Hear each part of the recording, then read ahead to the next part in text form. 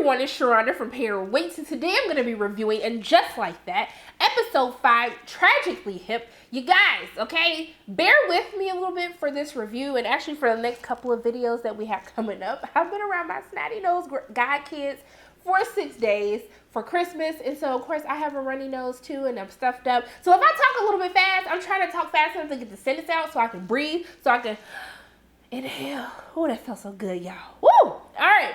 So I will have to say that for this week's episode, it's kind of more in line of what I expected the reboot of And Just Like That, what I expected it to be. So this is actually one of the more positive leaning episodes that I do have for this season. So the Tragically Hip comes from Carrie, who after she's hanging out with Seema, who I actually like Seema's character because she was the only one that really checked Carrie when she needed to be checked. But essentially she's taking her to where she's currently living, and then she grabs his umbrella and starts walking up the steps with it. And I was like, well, baby, if you just take these damn heels off, then maybe you will be able to walk up the steps. But no, she would rather have her heels on, so she got to take an umbrella just to help her up the steps. And then when she said, she was like, are you okay? And I was like, right, are you okay? And so she was like, oh, it's old lady back. And I was like, here we go again with the old. I was about to throw the TV. Let me just stop playing. I ain't gonna throw the TV, but I was finna throw a shoe at the TV. Like, if y'all don't stop with this old narrative. But we see that Seema, she basically does what anyone, who has relatives who are doctors, they gonna volunteer your services. Like, ma'am, can I earn a paycheck? Okay, because you just gonna tell. She called the office and basically had his schedule cleared to make sure that he could see her friend. I was just like, so like, F his patience, what he had going on that day. Are you going to pay for this bill? Are you paying for this surgery? What are we doing? And so when Carrie actually ends up going to the doctor, she realizes from the doctor telling her that this isn't an old lady back. She actually has an issue with her hip. It is kind of like a birth defect of what she had, and once it's fixed, she'll be good as new. I was like, see, baby, you don't be old. See, you should just go to the doctor, and they would have been able to tell you, that there's actually something wrong with your hip, which is it's weird for a woman, because typically, like, men, like, they never want to go to the doctor, but I was really shocked that Carrie just didn't want to go, and that she was still wearing these heels. The heels thing is what kills me, because, baby, at 34, I said, I'm done. I'm not wearing heels. I don't wear heels anymore, and my life is better for it.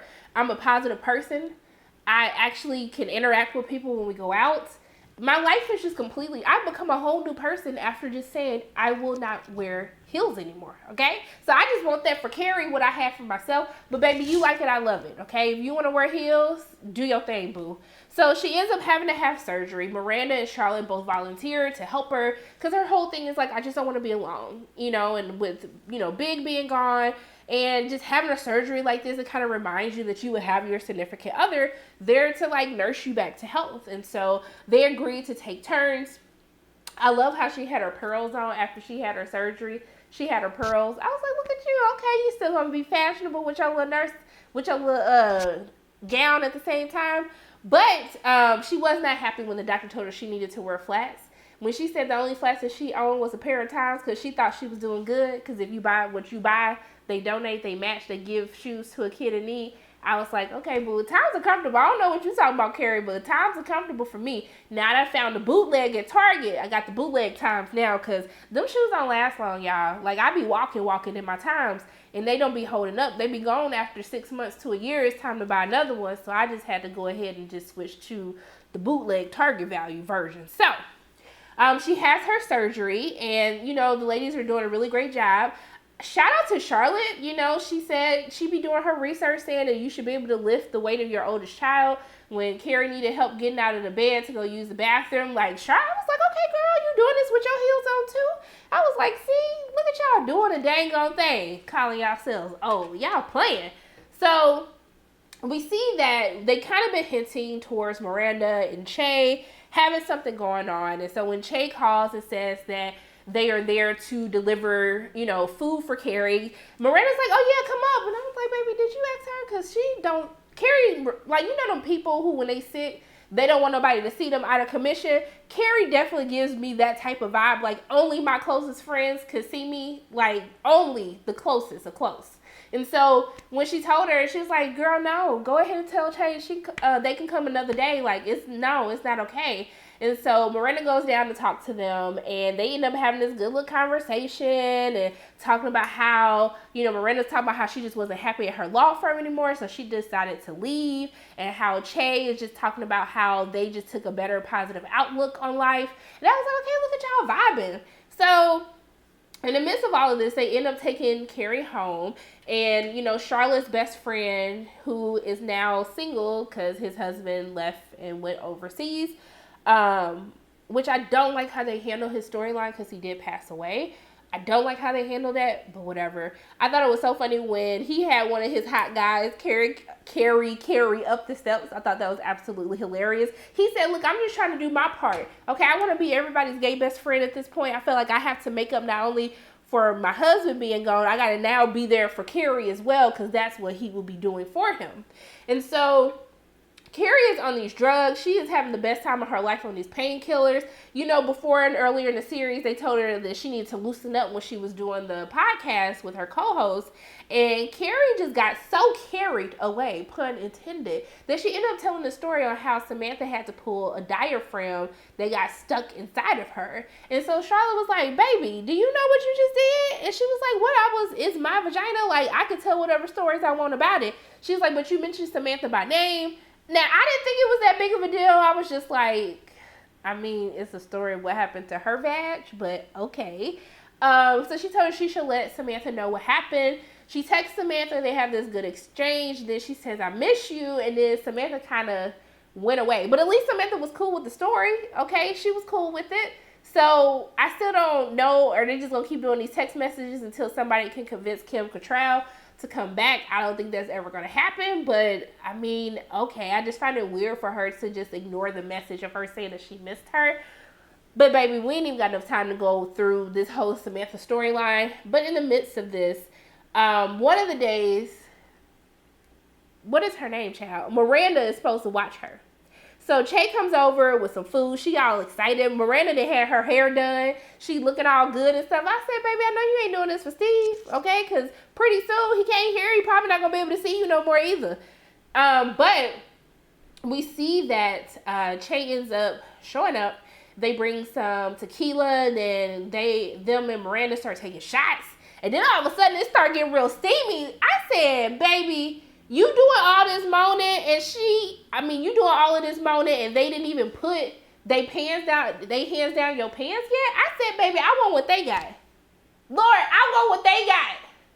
What they got. Because if someone has that power over me to do all of that without touching me, now my parents are watching, I'm a virgin. I'm just saying, if I was active, I would want what they have, okay? Because what Miranda was getting, what Che was giving Miranda, Miranda was living her best life. Poor Carrie in bed, they didn't woke her up from her damn nap. She trying to take a nap, and then she got to pee, and she need help to get out to pee, and then it seems like she ended up getting a bottle to pee in a bottle. Then when she tried to get herself back in the bed, she just spilled the damn bottle of piss all over the bed. So she mad, I'm mad, Miranda moaning. Che finally got their hands down Miranda's pants, and then it was all done, and Che was kind of like, okay, well, I'll see you later, boo. Let me know you want to hang out again. I don't think Che wants anything serious. And I think Miranda wants, I don't know. It's weird because even when I was listening to Che talk on the podcast, Che doesn't give me the I want to be tied down type of vibes. Che is very much giving me they just want to have fun. So I don't know how that's going to end up. But Carrie cursed Miranda out like she should have. I feel like she should have went even harder because Carrie's like, baby, what are you doing? She's like, oh, I'm sorry. We was taking shots. And no, baby, what are you doing? You're married. Literally getting it on with my boss in the kitchen. What is happening? And Miranda basically says, I'm not happy. I ain't never been happy. And I was like, personally, y'all, the first time when her and Steve had those issues in the movie, I was like, I don't think Miranda really liked Steve like that. I think Steve was the safe bet. And to her, we have this kid, we have this family, this is what we should be doing. He's a good guy. But I never felt like Miranda really cared for Steve like that. It was just this is the safe bet. And so when she has this whole thing, and Carrie's like, well, why you didn't tell nobody? And then she was just like, and girl, you need to control your drinking, because she had me thinking the whole episode that Charlotte Raggedy Behind sent Miranda this book basically telling her to quit drinking because, she checked her. She was like, oh, let's celebrate her not being having an old lady back. And she was like, baby, you don't nobody need no drink to celebrate that. Like, what are you doing? Because Charlotte has been seeing that Miranda had issues.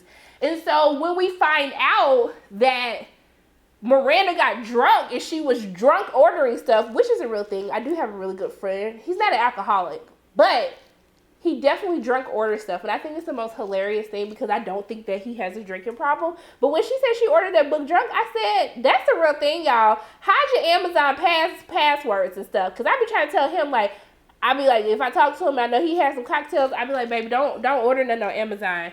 What happened the next day? I drunk ordered on Amazon. And I was just like, just stop.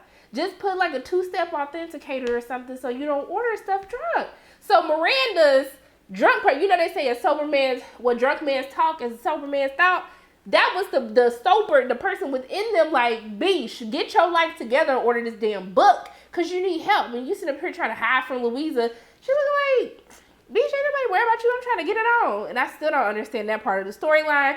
But she realizes Carrie's like, you have a problem. And so Miranda's listening to the Chase podcast and missing the hints that Che is kind of giving that it don't seem like they really want to be settled down.